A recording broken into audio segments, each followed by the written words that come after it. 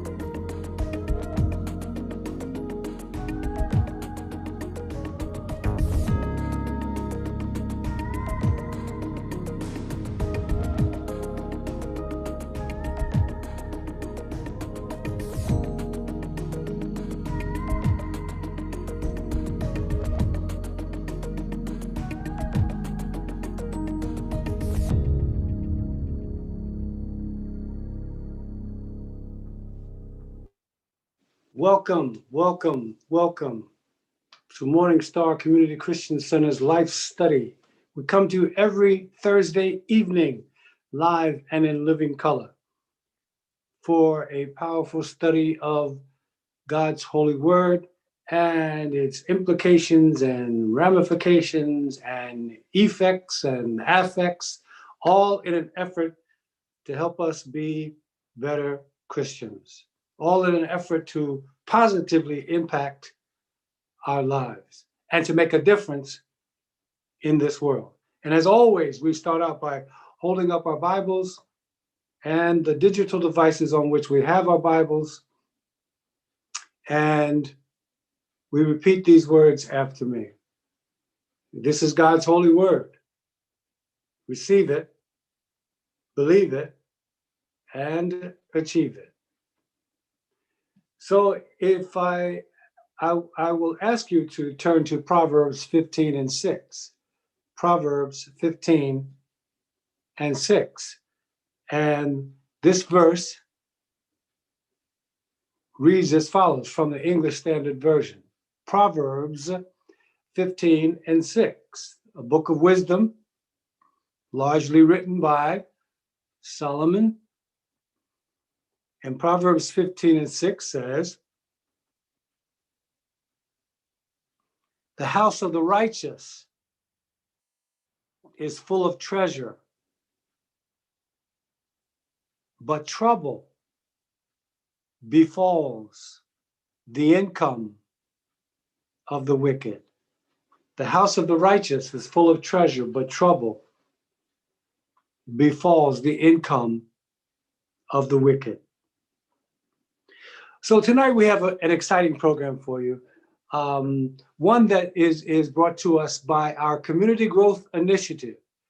This is the major program that is sponsored by our CDC, our Community Development Corporation.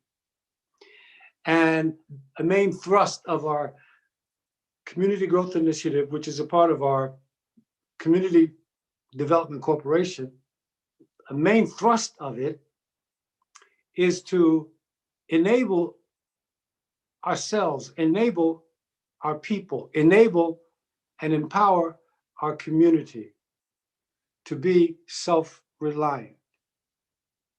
to be healthy, healed, and whole from the inside out, to be enabled and empowered to clean up and to help stand up our community. And whenever we find examples and models of that kind of behavior and those kinds of results, we like to bring them to you so that you can be aware of what it is that's going on and what it is we would like to see go on, and be aware of how we can help sustain that. Just a couple of things before we get started. Number one, I'm going to make an announcement up at the top here, which I will repeat at the bottom of the program, and that is our food pantry is tomorrow, this coming weekend. This is the first announcement, and so we want you to be your typical Morning Star selves. We need some help. 9:45 a.m. tomorrow, Friday morning. We need help with unloading the trucks that will come from the food banks. 9:45 a.m. tomorrow morning, we need help. And then at 10 o'clock a.m., we're going to be organizing the bags for distribution. This is tomorrow morning, 9:45 a.m. and 10 a.m. We need volunteers to be present at the church, 1009 Chandler Avenue, to help us unload the truck and organize the bags for distribution. And distribution will occur on Saturday. Right, that's right, the day after tomorrow, Saturday morning. But Saturday morning, we need you to be present at 8:30 a.m.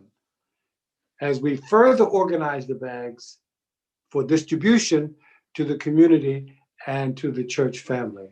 All right, that's 8:30 Saturday morning, and tomorrow morning at 9:45 a.m. and 10 a.m. Thank you so much for your typical Morning Star cooperation. That's number one. Number two, should you have questions that occur to you during the course of our conversation with our special guest this evening, we want you to, of course, to go to the chat room and line up with your questions, and we'll get to as many of them, should there be any, as possible between now and the closing of the program. All right. Don't wait till the last minute. Go to the chat room early to get your questions in, should you have any.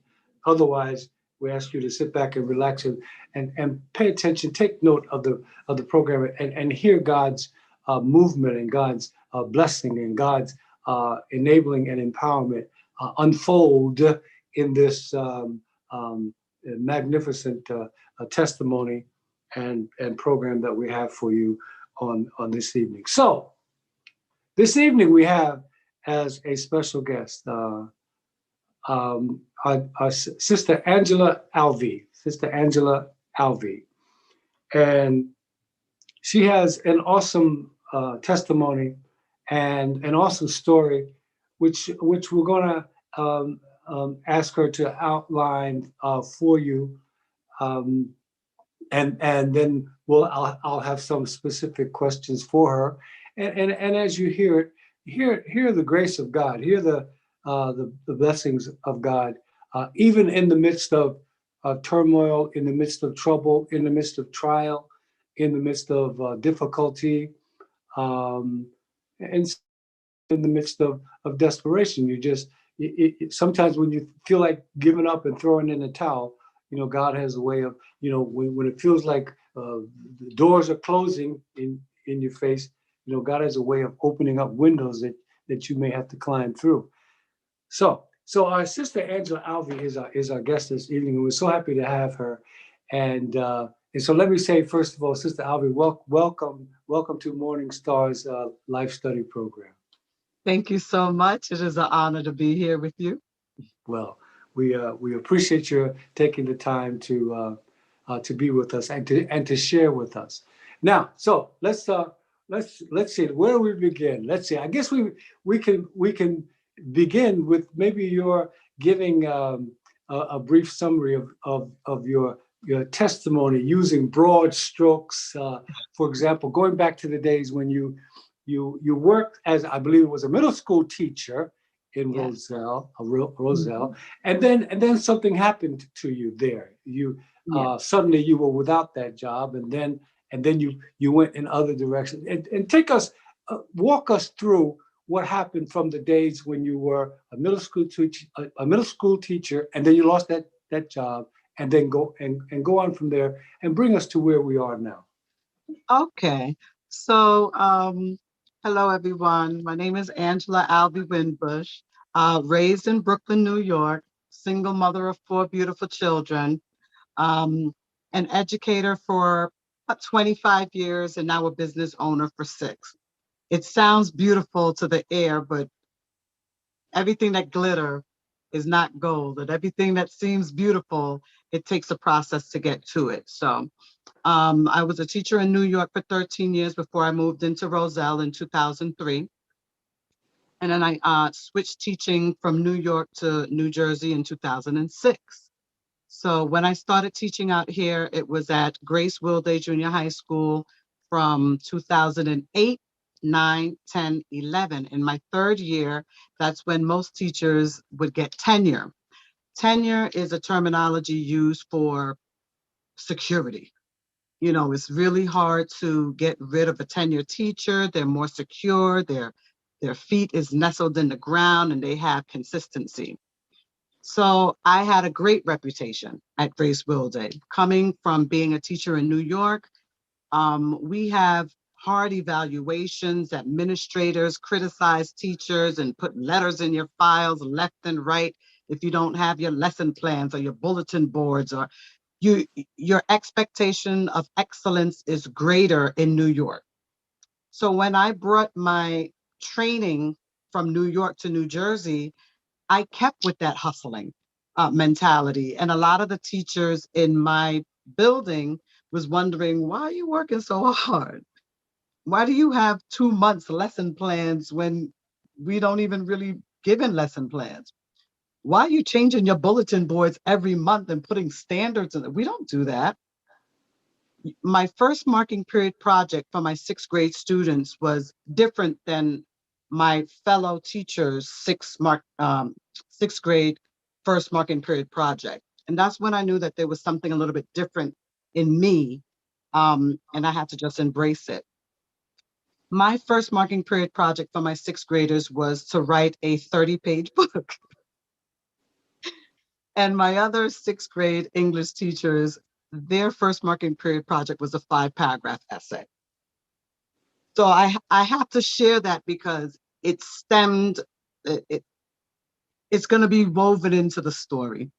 So when I got my students to learn how to unlock the writer in them, learn how to appreciate reading, many other students from other classes, their parents wanted to switch them into my class. Automatically, you see eyebrows raising. Why do you want to switch them into Miss Albie Winbush's class? She got the kids writing. Other teachers believed that the kids couldn't write a 5-paragraph essay. I knew that they can write a 30-page book.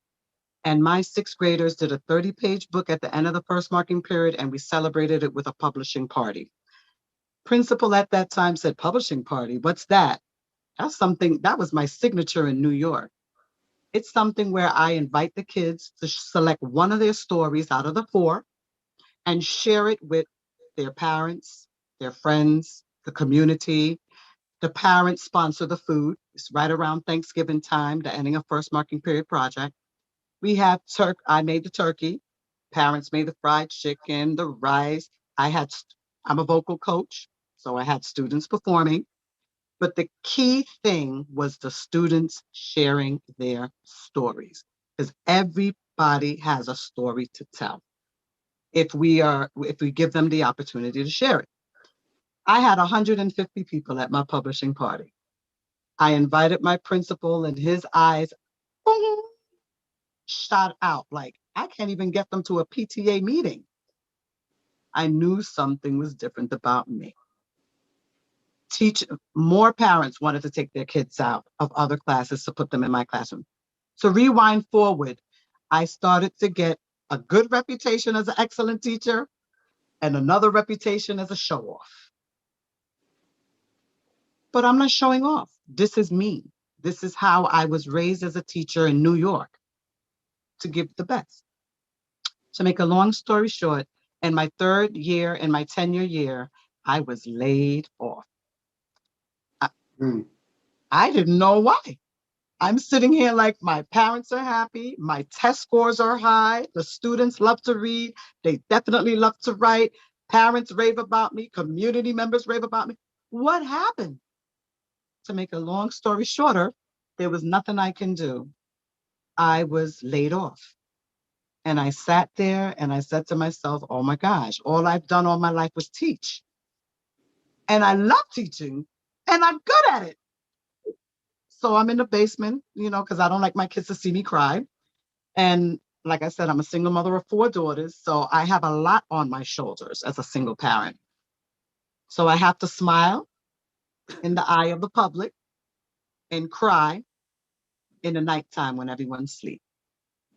My basement is my altar. That's where I go to have one-on-one talks with God. And it's not a crazy thing. You just have to know where your space is when you're going to allot the time for God, one-on-one.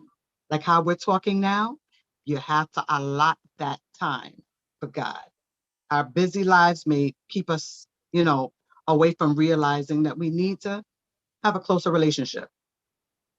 That in my basement, and I prayed and I cried because I had no idea what to do next. No money coming in, bills to pay, mortgage to pay, light, water, phone bill, panicking in the midst of getting a divorce with my husband at that time, Mr. Winbush. And I felt stuck, absolutely stuck. So I got on my knees and I said, Father in heaven, what am I supposed to do? And I heard a voice. It may sound crazy to you, but the voice said, teach. And I said, but I was teaching, but you laid me off. And, what am I supposed to do now? And the voice said, is the only place you're supposed to teach is in a classroom? So I said, okay, am I going crazy? Or am I just talking to the sky in my basement? So where am I supposed to teach, God? He said, right here in your basement. I said, what? So I looked at my basement a little bit differently. And I said, wait a minute, I have 200 books that I took out of my classroom that's in the garage. I have my manipulatives that I had on my walls for 3 years that I took down in the garage. I could put that up. And I started looking at my basement. Hmm, okay, I could paint this wall yellow and this wall red. And okay, I could put up my ABC, I put up a library. And I started envisioning a classroom in my basement. Never happened before. The following day, I woke up and I said, daughters, we're going to Home Depot because we're making a classroom in the basement. They said, Mommy's going crazy. I said, well, I had a dream about it. So it's time to do it. They were all excited. We went downstairs. We made the classroom in the basement. Now I had another talk. Okay, God, best classroom I've ever seen. Now what do I do? He said, sit back and watch me. I said, I got to be going crazy.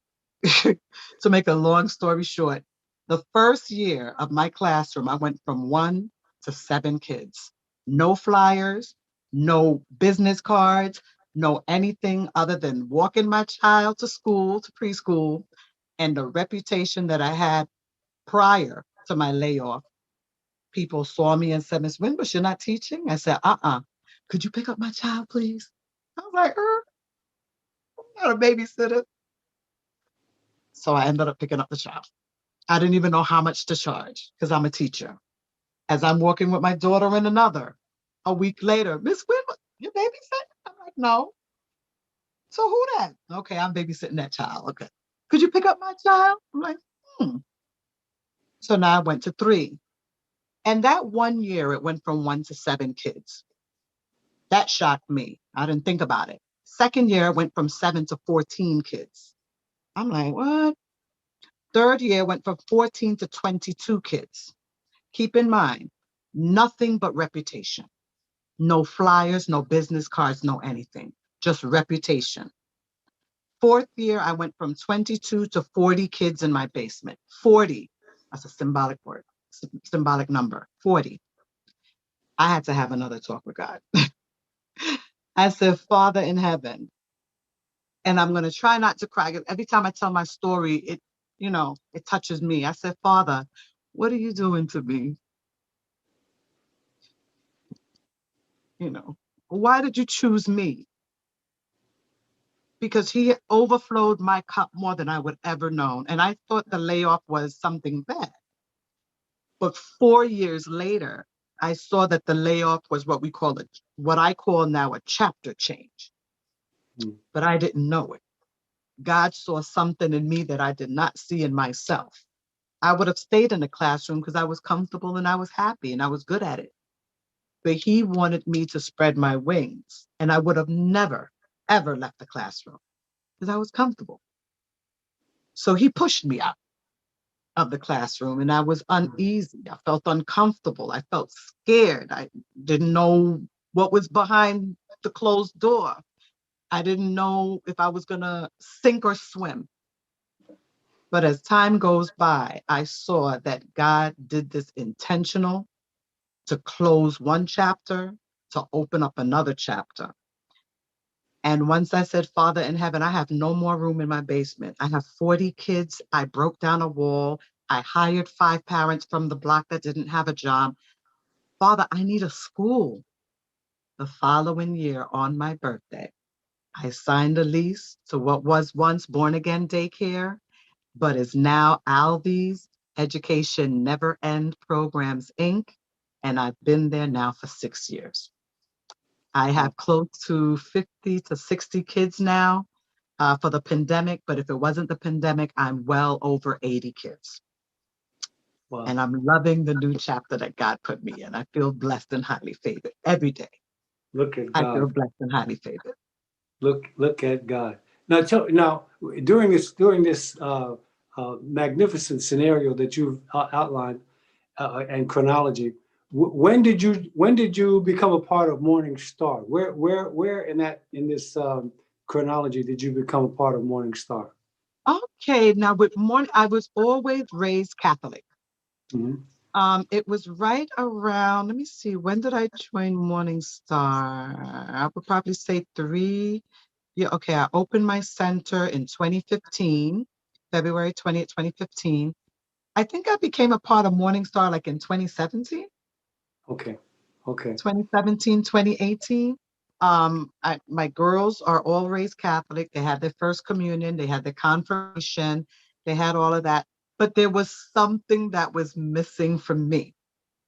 And I love to sing and I love to vocal coach. And I taught all of my children how to sing 2-part, 3-part, 4-part harmony.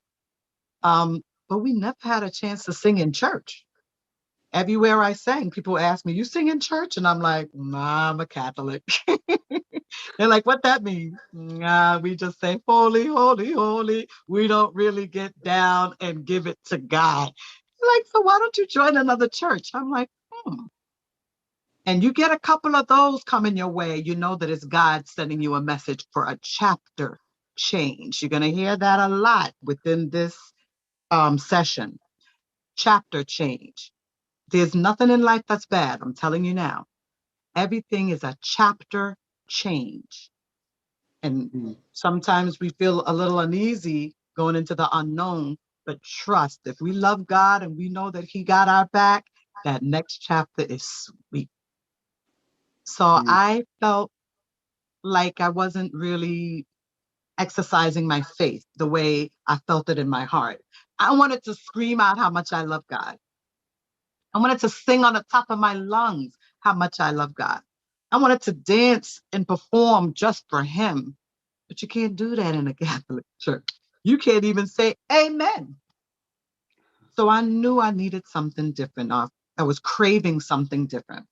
So me and my children went on church hunts. All right, girls, we're not going to Catholic church today. We're going to try this church today. We tried agape. Not to put down anything, but that wasn't the right mix. It wasn't the right, I'm very spiritually bound. It didn't It wasn't for me. So we tried another church. It wasn't for me. Then we stumbled upon Morning Star. One of my staff named April, Abney, she went to Morning Star and she was in the choir. And she said, well, Miss Wimbush, why don't you come to my church? I said, you know what? I'm going to go to your church. So I went to the church, Morning Star, and the minute I came through the door and sat down, I heard that opening morning choir. And I said, yes, this, this is it. My girls looked at me, I looked at my girls, and we said, Mommy, I said, kids, I said, Mommy, this is it. I said, I feel it too. We feel it too. And that was it. Mm, We've been at mm. Morning Star until the pandemic. What wonderful, wonderful, wonderful. Well, what a story. Let me ask you the um, when you were laid off from was it Grace Will Day? Yes, Roselle School, Grace Will Ro- Day. Right, right. When you were laid off there in the third year, just before you achieved your tenure, um, what you described it a little. Can you say a little bit more about how you were feeling? Um, what you were saying to yourself about where do I go from here? How do I feed my family? How do I pay my rent? You did mention it a bit. Just wanted you to say a little bit more about that because those are the cruxes. Those are the times when people feel abandoned by God. Those are the times people feel like, why me? Why this? Why Mhm. now? Yeah.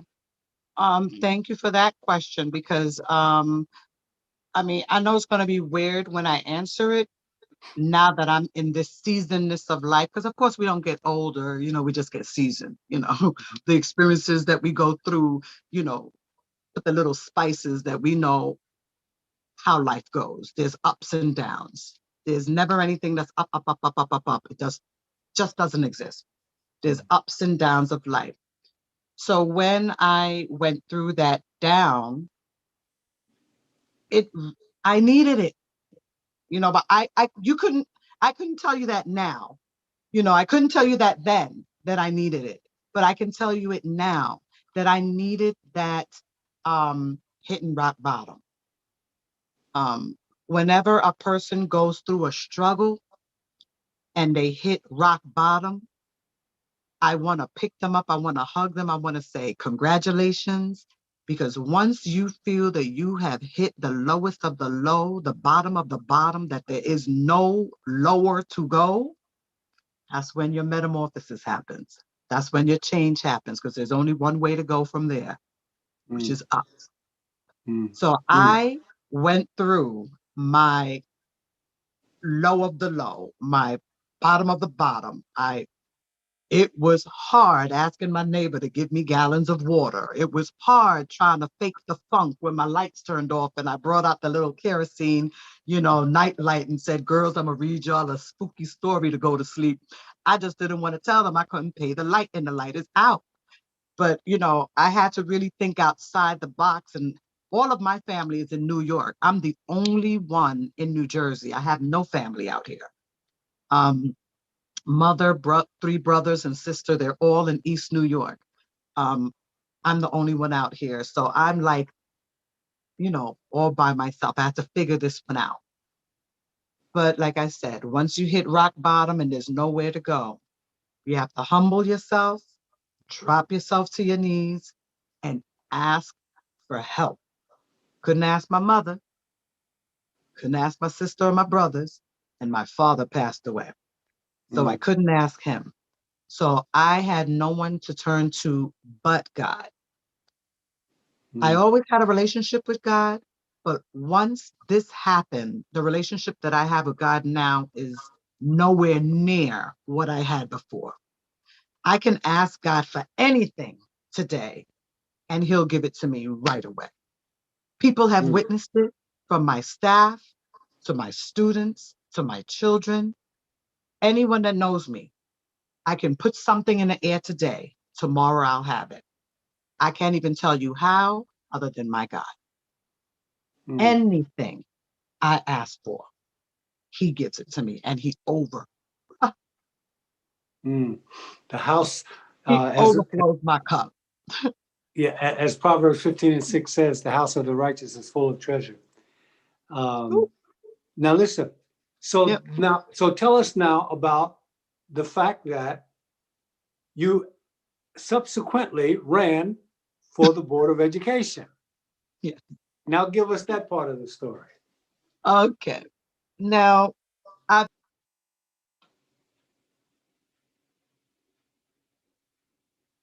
Did we lose Sister Alvy's? sorry about that. Oh, okay, yeah. Got me? We have you now. Yes. Now I can't hear you. Okay. But I can hear you though. Go You ahead. hear me? Yes. All right, there you go. I can hear you. Okay.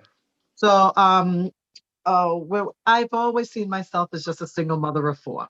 I never even saw myself as a woman. I just saw myself as a mother, a teacher, a worker, everything except the woman. So one day, the mayor of Roselle at that time, her name was Christine Danzeroux, she said, Miss Winbush, I would like if you could run for council at large with me. I'm running for re-election of mayor.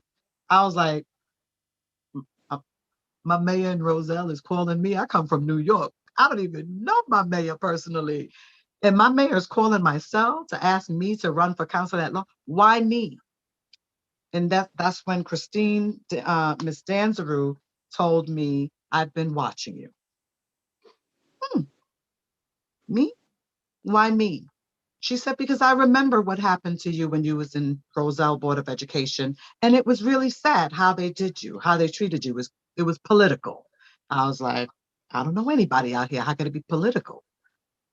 So to make a long story short, she said, "I've seen you go from rock bottom to opening up your school, and you are such an inspiration to me. My mayor is telling me this."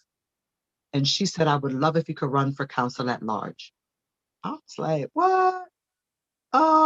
It was 1 month before the June primaries. So she asked me in May. So I only had 1 month to knock on doors with her. And I didn't know anything about this type of stuff. I'm just a single mother of four. I'm a teacher that now became a business person. So I knocked on doors with her. The end of that chapter, I did not make the council at large. I had a lot of votes for knocking on doors for 1 month, but I didn't get the council at large at that time. So the next year was the Board of Education election. And I'm an educator to the day I die. That's why my school is called Alvy's Education Never End Programs. That's my philosophy and my name. So she said, "Well, why don't you run for the Roselle Board of Education? Maybe you could be on the curriculum committee, or maybe you can do." I was like, "What? Now that's my niche. So let me give it a try." I just did the council at large, so my name was already on the ballots. People already knew. So I ran for Board of Ed, Roselle.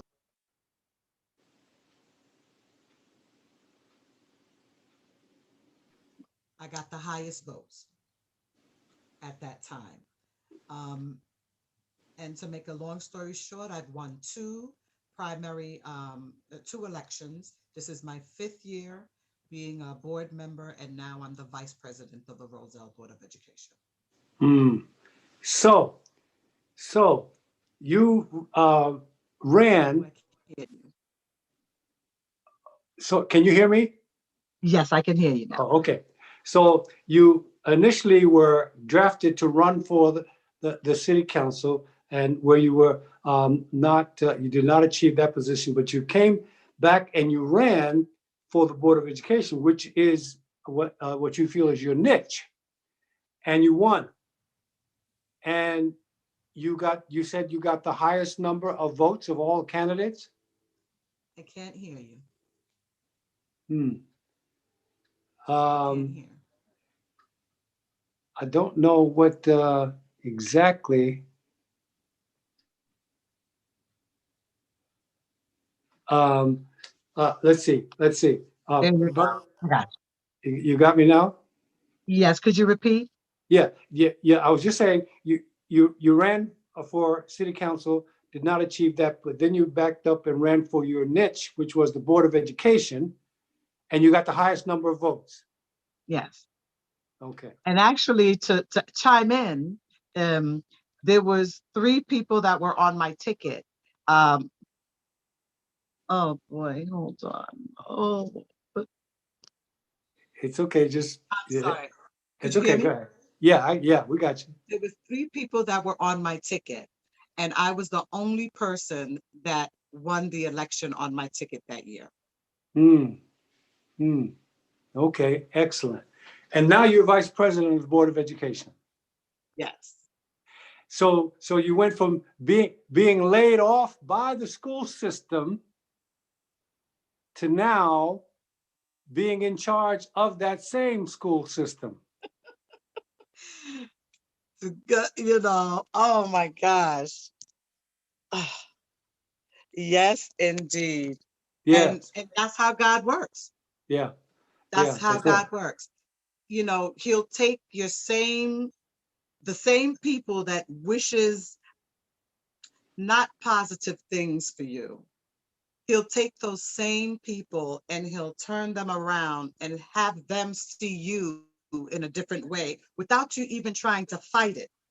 Yeah. I call God the master dot connector because Correct. what he would do is set dots that he wants you to follow. And if he doesn't want you to go a certain way, he'll put a block there. So counsel at large was a block for me at that time so that I could go another way. So once you learn the Father, you know, once you know the relationship that you have with God and you know that there's nothing he does that is going to hurt you because he loves you. And anything that he puts in your path is intentionally written for you to follow. So nothing can hurt me now. You know, now that I'm in a whole new spirit, I'm in a whole new anointment, I'm in a whole new understanding. Nothing that looks Nothing that looks bad to me can ever hurt me because I know the God I serve. And I Yeah. know that if it looks bad, ding, ding, ding, ding, chapter change Chapter is what change. God is up to. Chapter change. I like that. I like that. Chapter change. So let me remind our listening and viewing audience that we are talking with Sister Angela Alvey. She is our special guest, and we have been walking through her magnificent testimony. And it's been quite a journey for her and her 4 children.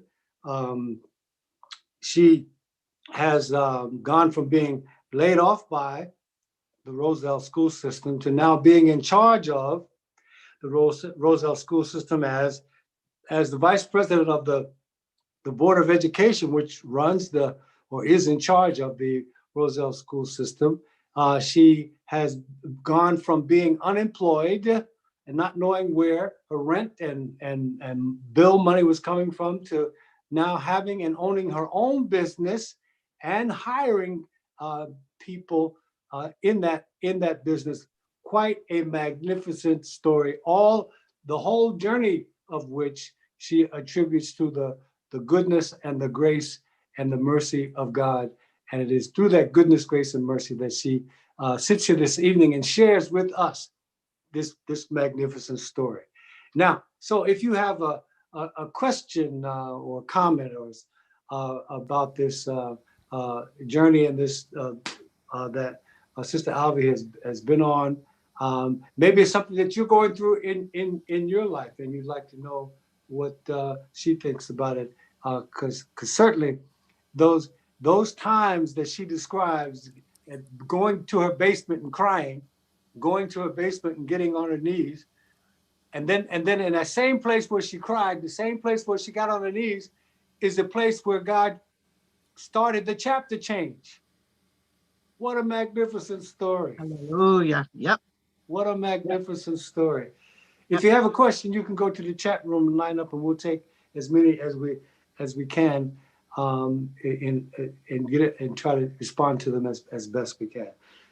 Sister Alvi, you really have a magnificent story, one that can be so helpful to so many people. You said four daughters, correct? Correct. Yes. And and I know I've heard you talk about one of them. I know is at Lincoln or graduated from Lincoln or Yes. Yes. Tatiana Winbush. She goes to Lincoln University. She's a senior. And during, of course, this pandemic, it affected everyone in different ways. So for her, she was supposed to graduate in May of this year, but trouble don't last always. She has probably one more year to go. It's not how you start, it's how you finish. But she did come into my illustrious sorority, Alpha Kappa Alpha, the spring of 2021. So I'm excited for my daughter, Sora, now. Um, and she's, just trying to find her way. I would say she's going through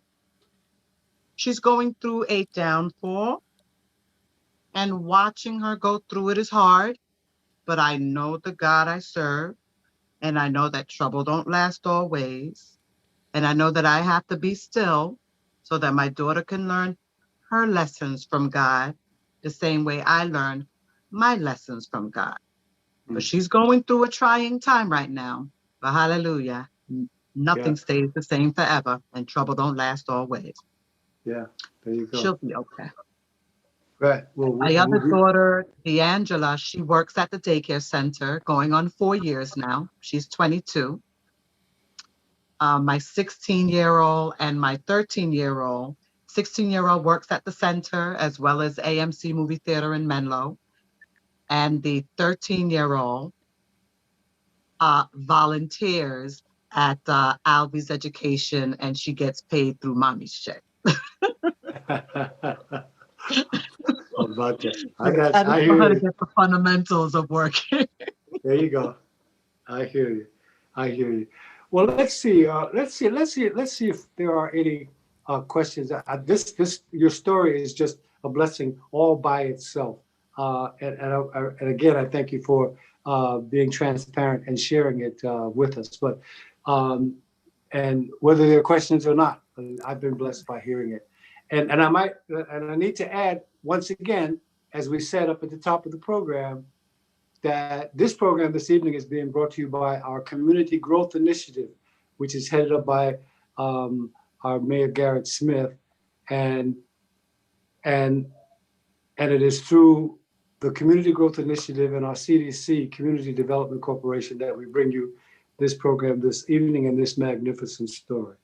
So let's go to Brother Terry to see if there are any questions in the chat room or any concerns that we could make clearer or questions that we could respond to. So, Brother Terry, do we have anything there?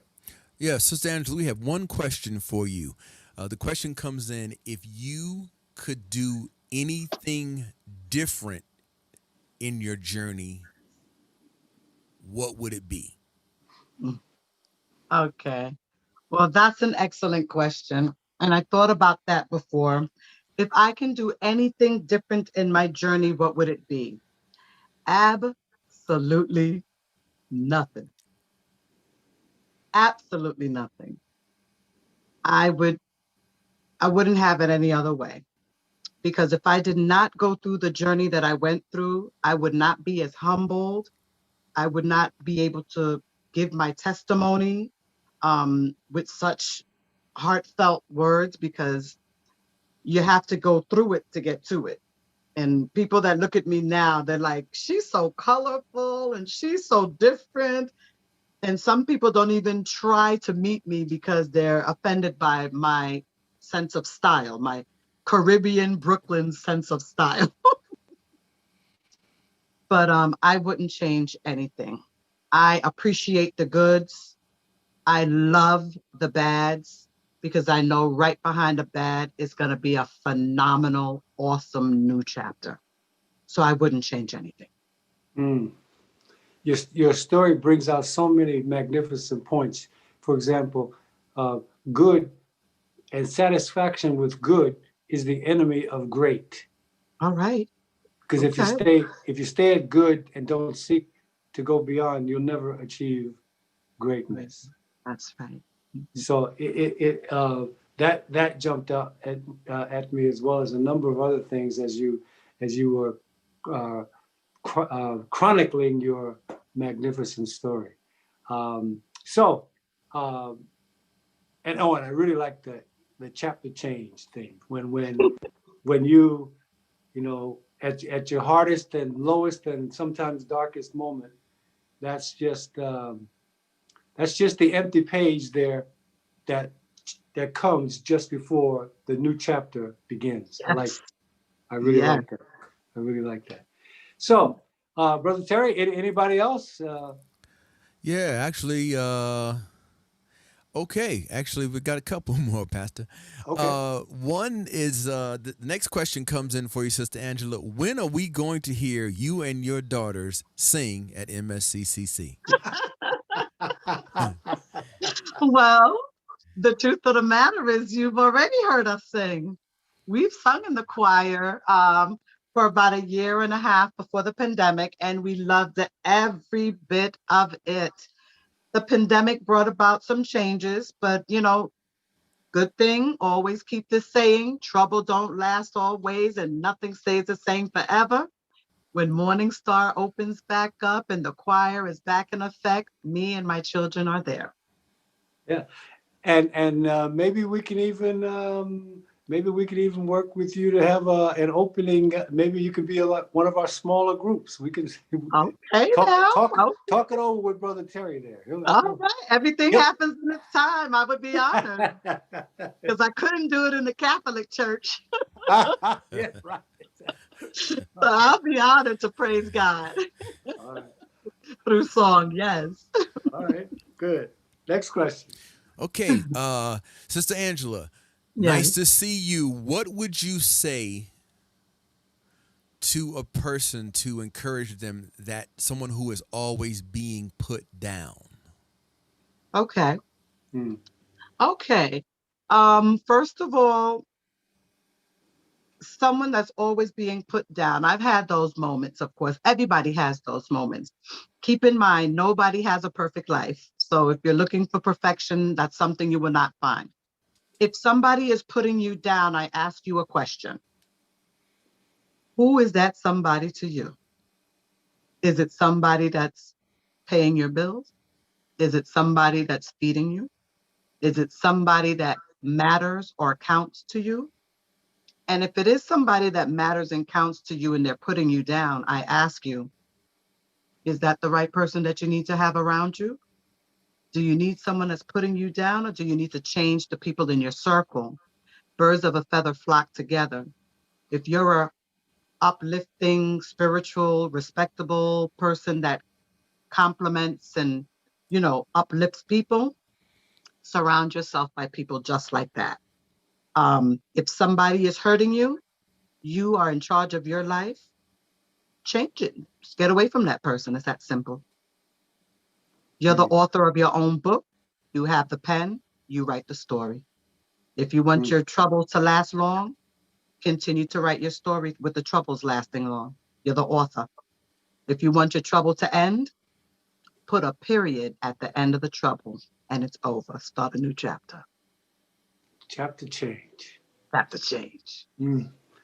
I like to remind people that at the end of every movie or program that you see on television, what they do is they roll the credits, the people responsible for that movie or that program.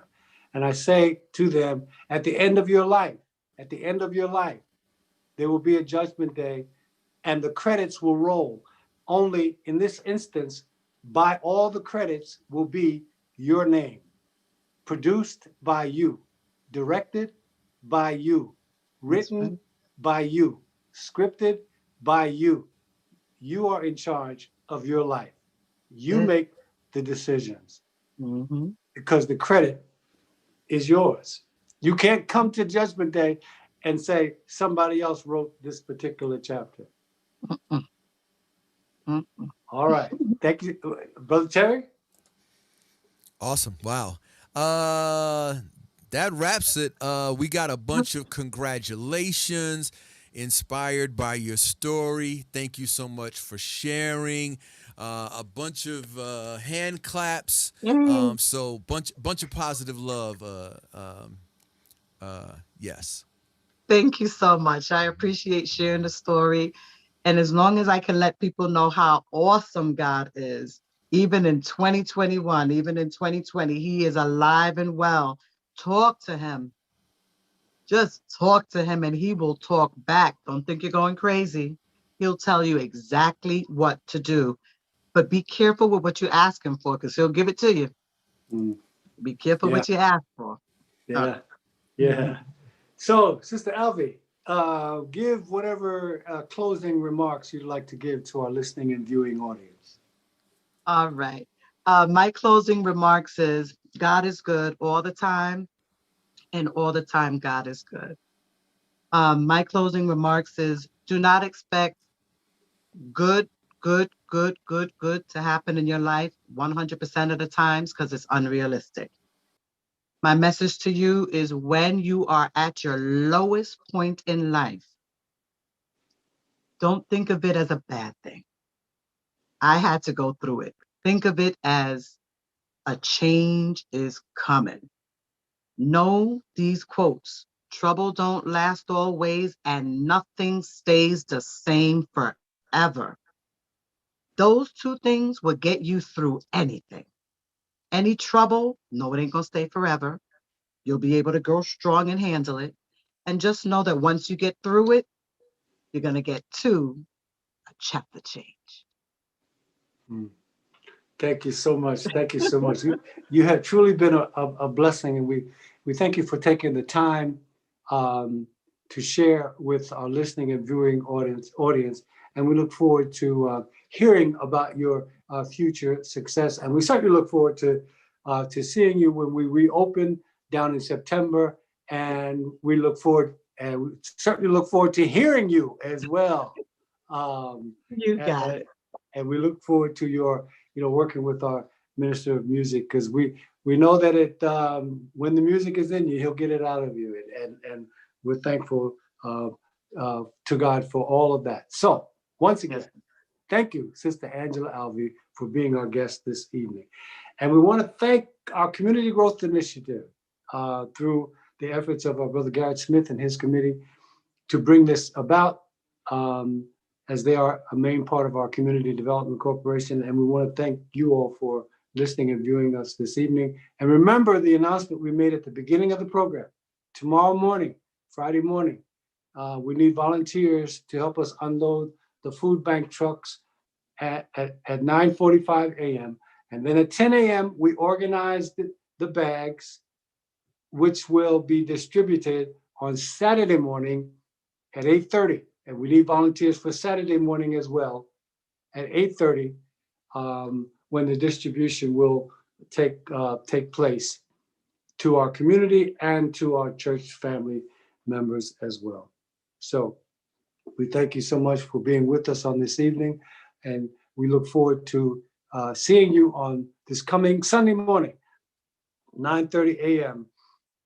for our worship service here at Morning Star. Thank you. Stay strong, stay healthy, keep getting vaccinated, and stay blessed.